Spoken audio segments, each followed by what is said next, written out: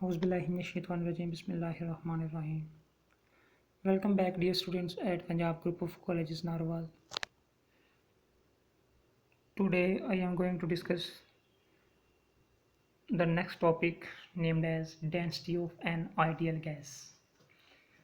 किसमें हमने ideal gas की डेंसिटी कैसे डिटरमाइन करनी है।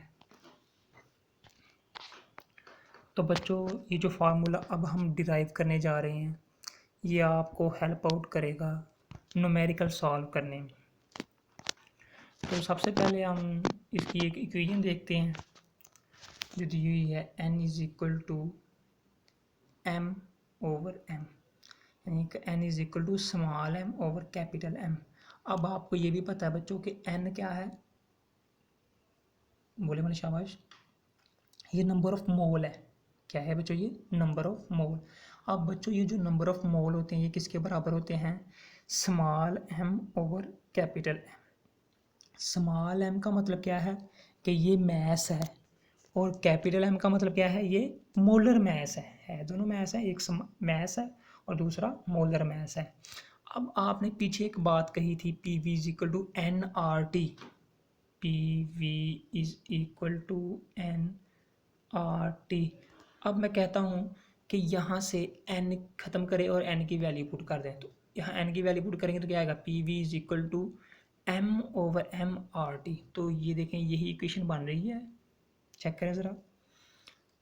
आपने किया क्या है, P V is equal to n R T, इसमें जो n था उसकी वैल्यू पुट किया, बाकी और कुछ नहीं किया। P V is equal to हमारे पास क्या आ गया फिर, m over m R T. उसके बाद बच्चों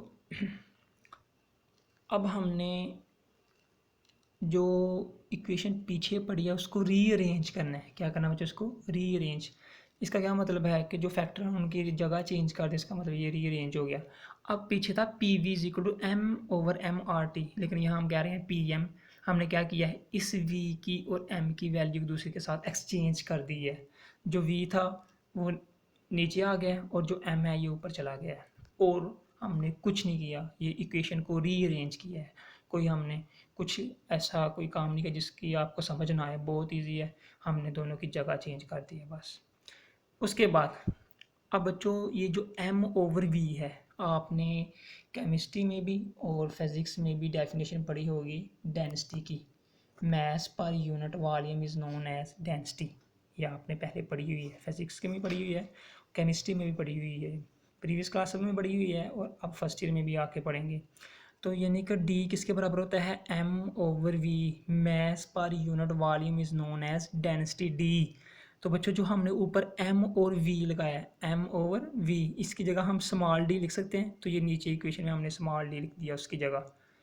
अब देखें आपकी बुक में यहाँ लिखा होगा P V is equal to d R T. बच्चों वो पी वी नहीं है बल्कि पी एम है, क्योंकि ऊपर से m चलता आ रहा है, तो हम कहेंगे फिर क्या है, कहीं P M is equal to d R T.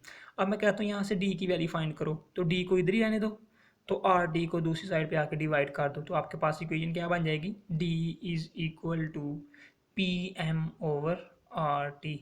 अब आपको कहा जाएगा किसी गैस की डेंसिटी फाइंड करें, तो आपके पास ये चीज़ें होगी तो आप इजीली डेंसिटी फाइंड कर सकते हैं।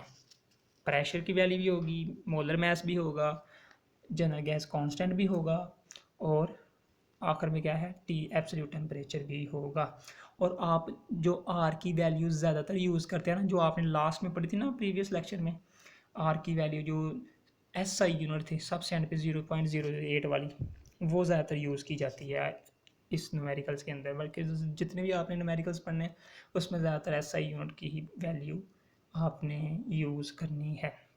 अब बच्चों यहाँ से दो चीज़ें हमने निकालनी है, ऐसे कहने कि यहाँ से हमने दो पॉइंट्स निकालने हैं। वो पहला पॉइंट क्या है कि जो इसमें इस इक्वेशन में m है और d, ये दोनों एक दूसरे के साथ डायरेक्टली रिलेट है। इसका क्या मतलब है, मोलर मास ज़्यादा होगा तो डेंसिटी भी ज़्यादा होगी। एक लाइन लिखी हुई है स्टार वाली, molar mass greater the pressure on a gas, closer will be the molecules and greater the density. बच्चों गैस के मालिक्यूल के ऊपर जितना ज़्यादा प्रेशर डालते जाएंगे उसके मालिक्यूल एक दूसरे के करीब आते जाएंगे, करीब आने से इसका क्या होगा, इसकी जो डेंसिटी है वो इंक्रीज हो जाएगी। डेंसिटी का मोलर मास के साथ बच्चों कौन सा रिलेशन है, डायरेक्ट रिलेशन है। मोलर मास ज़्यादा तो डेंसिटी ग्रेटर द प्रेशर। यहाँ प्रेशर की भी बात कर लें तो बच्चों बात एक सिंपल सी ये सुन लें कि गैस है सिलेंडर के अंदर, उसके ऊपर जितना आप प्रेशर डालते जाएंगे ना, गैस के जो मालिक्यूल एक दूसरे के क्या हो जाएंगे, करीब करीब हो जाएंगे, जिसकी वजह से उसकी जो डेंसिटी है वो क्या हो जाएगी, बढ़ जाएगी। तो ये आपने यहाँ बात कहनी। दूसरी बात ये हायर टेम्परेचर, अब हमने टेम्परेचर की बात करनी है बच्चों। अगर आप उसको टेम्परेचर दोगे, उस गैस को टेम्परेचर प्रोवाइड करोगे, तो उस गैस के अंदर जो मालिक्यूल हैं वो एक्सपैंड होना शुरू हो जाएंगे, यानी कि वो एक दूसरे से दूर दूर जाना शुरू कर देंगे, जिसकी वजह से उसकी डेंसिटी फॉल हो जाएगी, डेंसिटी कम हो जाएगी। यानी कि फिर हम कह सकते हैं कि प्रेशर अप्लाई करने से डेंसिटी बढ़ती है और टेम्परेचर अप्लाई करने से डेंसिटी कम होती है। तो यहाँ से आपने डी का फार्मूला अच्छी तरह से याद रखना है और इसको किस तरह अप्लाई करना है। जब आप आगे न्यूमेरिकल्स करेंगे नेक्स्ट, तो फिर आपको पता चलेगा कि इसके लिए हमने डी की वैल्यू कहाँ से लेनी, तो वो डी की वैल्यू आपने यहाँ से ली है, d is equal to P M over R T. इसी के साथ बच्चों एक और छोटा सा टॉपिक है, Avogadro's law. What is Avogadro law? तो बच्चों सबसे पहले equal volume of all ideal gases at the same temperature and pressure contain equal number of molecule. फ़र्ज़ करें आपके पास कंटेनर है, 4-5 कंटेनर है। मैं आपको डायग्राम के थ्रू समझाने की कोशिश करूँगा।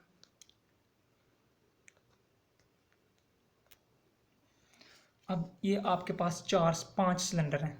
अब पांचों सिलेंडर्स के अंदर डिफरेंट गैसेस को इनक्लोज किया हुआ है और इन सभी सिलेंडर का जो साइज़ है वो सेम है। कितना कितना है साइज़, 1 डेसीमीटर क्यूब कह लें कि इन सभी का जो साइज़ है वो क्या है, सेम। और इसके अंदर आपने जो गैस को इनक्लोज किया हुआ है उसके नंबर सेम है, इक्वल वॉल्यूम कह लें कि उसका वॉल्यूम क्या है, सेम। तो बच्चों वॉल्यूम सेम होने के साथ साथ इन सभी गैसेस के अंदर जो नंबर ऑफ मॉलिक्यूल या नंबर ऑफ पार्टिकल्स होंगे वो सेम होंगे। अब आपको डेफिनेशन की समझ आ गई होगी कि आपके पास डिफरेंट गैसेस हों और वो एक ही जैसे या एक जैसे 5 सिलेंडरों में, डिफरेंट सिलेंडर्स के अंदर या वेसल्स के अंदर आपने उनको इनक्लोज करना है, तो उनके जो वॉल्यूम है इक्वल होने की वजह से उसमें जो नंबर ऑफ मॉलिक्यूल होंगे वो भी इक्वल होंगे। तो ये इसकी डेफिनेशन है। इसमें आज फिर आपने मालिकुलर वॉल्यूम को थोड़ा सा डिफाइन करना है कि आपने कहा था कि गैस, किसी आइडियल गैस का जो 1 मोल होता है एट STP, उसने कितनी जगह घेरनी होती है बच्चों, 2 यानी 22.414 डेसीमीटर क्यूब। अब आपने एक बात पीछे भी कही हुई है और प्रीवियस क्लास में भी कही थी कि आपके पास जिस गैस के जितने मर्जी वॉल्यूम्स हों, कम हों या ज़्यादा हों, लेकिन आखिरकार वो किसके बराबर होती थी, 1 मोल के। और 1 मोल किसके बराबर होता था, एवोगैड्रो के। और एवोगैड्रो को आपने रिप्रेजेंट किया था Na के साथ और उसकी वैल्यू क्या थी, 6.02 मल्टीप्लाई बाय 10⁻23। तो फिर ये जो पहला पैराग्राफ है इसमें यही बात बार बार की हुई है कि जो वो गैस का जो वॉल्यूम है ये आखिरकार किसके बराबर होता था, एवोगैड्रो के बराबर। और एवोगैड्रो की वैल्यू कितनी दी हुई है, 6.02 मल्टीप्लाई बाय 10⁻23। अब कहता है कि फ़र्ज़ करें, ये बात जो नीचे है मैंने पहले आपको बता दी कि ये 5 गैसेस ली हुई हैं। हाइड्रोजन, फ़र्ज़ करें इसमें हाइड्रोजन है, दूसरे में हीलियम है, तीसरे में नाइट्रोजन है, चौथे में ऑक्सीजन है, पाँचवें में कार्बन मोनोऑक्साइड है। इन सभी गैसेस को हमने डिफरेंट कंटेनर्स के अंदर ले लिया है और इसने कितना वॉल्यूम गिरा हुआ है, 22.414 डेसीमीटर क्यूब। और इसमें नंबर ऑफ मॉलिक्यूल कितने होंगे, एवोगैड्रो। और एवोगैड्रो किसके बराबर है, Na, और Na की वैल्यू क्या है, 6.02 मल्टीप्लाई बाय 10⁻23। अब कहता है कि अगर बच्चों, ये आपको मैं बात समझाने की कोशिश कर रहा हूँ, गौर से सुननी है। 22.414 डेसीमीटर क्यूब ये अगर बराबर है एवोगैड्रो के, तो एवोगैड्रो की वैल्यू क्या है, 6.02 मल्टीप्लाई बाय 10⁻23। कहता है अगर इतने डेसीमीटर क्यूब इसके बराबर है तो 1 डेसीमीटर क्यूब किसके बराबर होगा, इसको इसके नीचे डिवाइड कर दो, यानी कि 1 decimetre cube is equal to Na Avogadro number over 22.414। तो इन दोनों को डिवाइड करोगे ना तो आपके पास वो वैल्यू आएगी जो 1 डेसीमीटर क्यूब में नंबर ऑफ मालिक्यूल होंगे। तो दोनों को डिवाइड करोगे तो आपके पास बच्चों एक न्यू वैल्यू आएगी, that is known as 2.68 multiply by 10⁻²2। बात क्लियर हुई? दोबारा से सुने। आपके पास 5 सिलेंडर थे, पांचों के जो सिलेंडर हैं वो पांचों एक ही साइज़ के हैं और हमने उनके अंदर डिफरेंट गैसेस ली हुई हैं। तो कहता है कि अगर तो उन्होंने वॉल्यूम कितना किया है ना 22.414 एट STP। कहता है अगर 22.414 डेसीमीटर क्यूब में नंबर ऑफ मोल या नंबर ऑफ पार्टिकल्स कितने हैं, एवोगैड्रो वो कितने हैं 6.02 मल्टीप्लाई बाय 10⁻23। तो कहता है अगर इसमें इतने मोल हैं तो 1 डेसीमीटर क्यूब में कितने होंगे, तो 22 इसके साथ डेसीमीटर के साथ मल्टीप्लाई हो रहा है, इधर आके डिवाइड कर दे 6.02 10⁻23 ओवर 22.414 कर दें तो इज इक्वल टू 1, यानी 1 डेसीमीटर क्यूब। दोनों को डिवाइड करोगे तो आपके पास क्या वैल्यू आएगी 2.68 मल्टीप्लाई बाय 10⁻22। तो 1 डेसीमीटर क्यूब में कितने नंबर ऑफ मोल होंगे फिर 2.68 मल्टीप्लाई बाय 10⁻22। तो ये कैसे आया दोनों को डिवाइड करके। इसी तरह कहता है कि अगर आप इसके टेम्परेचर और प्रेशर को इक्वली चेंज करते जाएं चारों गैसेस के लिए, पांचों गैसेस के लिए इसकी प्रेशर की वैल्यू और टेम्परेचर की वैल्यू चेंज करते जाएं तो आपके पास जो न्यू इक्वल वॉल्यूम आएगा वो भी 1 decimetre cube will have the same number of molecule. तो कहने का मतलब बच्चों ये है कि आप अगर दोनों का टेम्परेचर और प्रेशर चेंज करते जाएंगे ना तो आपके पास जो नया वॉल्यूम आएगा वो भी उतना ही आएगा जो आपने ऊपर लिया है। इसके लिए ज़रूरी है कि आपने टेम्परेचर और प्रेशर दोनों की जो वैल्यू है वो सेम चेंज करनी है एक जैसी, ऐसा ना हो एक कम कर दे दूसरी ज़्यादा कर दें। तो इस तरह आपके पास ये आप बात वेरीफाई कर जाएंगे कि 1 डेसीमीटर क्यूब में कितने नंबर ऑफ मोल हो सकते हैं। और इसकी एग्जांपल आगे बहुत अच्छी करके दी हुई है, ये भी आप सुनिएगा। कहता है कि 1 decimetre cube of H2 at STP weight approximately इतना। अब बात पहले सुन लें फिर उसके बाद हम इसकी स्टडी रीड करते हैं इसकी। देखो कहता है कि हाइड्रोजन जिस सिलेंडर के अंदर मौजूद है उसका वेट है 0.0899 और अगर हम ऑक्सीजन देखें तो वो है 1.4384 ग्राम। दोनों के वेट में फ़र्क है लेकिन बच्चों दोनों में जो नंबर ऑफ मॉलिक्यूल होंगे वो क्या होंगे, सेम होंगे, जो एवोगैड्रो है, पीछे जो बात हमने पढ़ी है। दोनों का वेट बेशक डिफरेंट है, दोनों के अंदर जो सिलेंडर के अंदर गैसेस थी दोनों का वेट डिफरेंट है लेकिन उसमें जो नंबर ऑफ मोल हैं वो क्या है, वो सेम है। इसकी वजह यहाँ ये लिखी हुई है कि जो आप दोनों का कंपैरिजन करें मॉलिक्यूलर मास का, दोनों का ऑक्सीजन का और हाइड्रोजन का, हाइड्रोजन का एटॉमिक मास बच्चों होता है 1.008 होता है और जो ऑक्सीजन है इसका 12 है, इसका है 16, सॉरी ऑक्सीजन का कितना है 16। अब दोनों को कंपैरिजन करें तो आप ये बात कह सकते हैं कि जो ऑक्सीजन है ये 16 टाइम हैवियर है दैन ऑक्सीजन दैन हाइड्रोजन से, कह सकते हैं ना बच्चों। हाइड्रोजन का जो एटॉमिक मास है वो 1.006 है लेकिन दूसरी साइड पे आप देख लें जो ऑक्सीजन है उसका कितना है 16। अब ये 1 है और ये 16 है तो हम कह सकते हैं कि ऑक्सीजन हाइड्रोजन से 16 टाइम यानी 16 टाइम हैवियर है। तो फिर इस वजह से भी हम कह सकते हैं कि दोनों का अगर इतना डिफरेंस आ रहा है लेकिन उसमें दोनों में नंबर ऑफ मोल क्या होंगे, सेम होंगे। क्यों? क्योंकि जो वेट है वो वॉल्यूम को डिस्टर्ब नहीं करता।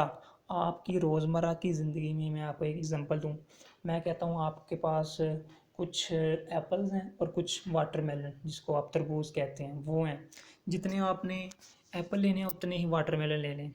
अब आप देखेंगे कि जो तरबूज हैं वो ज़्यादा जगह घेरेंगे एज़ कंपेयर टू एप्पल के, है दोनों के नंबर सेम है लेकिन उनके वेट में क्या आएगा, डिफरेंस आएगा क्योंकि उसका साइज़ बड़ा है और एप्पल का साइज़ छोटा है जिसकी वजह से उसमें डिफरेंस आएगा। लेकिन कहता है ये चीज़ वॉल्यूम को डिस्टर्ब नहीं करेगी। तो आपने एक बात इसका भी अंदाज़ा ये लगा लेना है। और तीसरी बात आपने यहाँ से ये कहनी है कि जो गैस का एक मालिक्यूल होता है ना, आपने पीछे भी पढ़ा था, अपने दूसरे गैस के मालिक्यूल के लिहाज से 300 टाइम दूर होता है, यानी कि उसका जो खुद का जो डायमीटर है ना उसके 300 टाइम अपार्ट होता है फ्रॉम अदर गैसेस पार्टिकल, यानी कि गैस का एक पार्टिकल अपने दूसरे पार्टिकल से कितना दूर होता है, 300 टाइम ऑन इट्स डायामीटर। तो बच्चों ये था एवोगैड्रोस लॉ। आज का आपका टॉपिक कंप्लीट हुआ। अगर आप लोगों को इसमें कोई इशू है तो आप कमेंट्स भी कर सकते हैं, और वैसे अगर आप टीम में हैं तो टीम में भी आप रिप्लाई कर सकते हैं। So I really wish you people get something from here, and thank you for this time.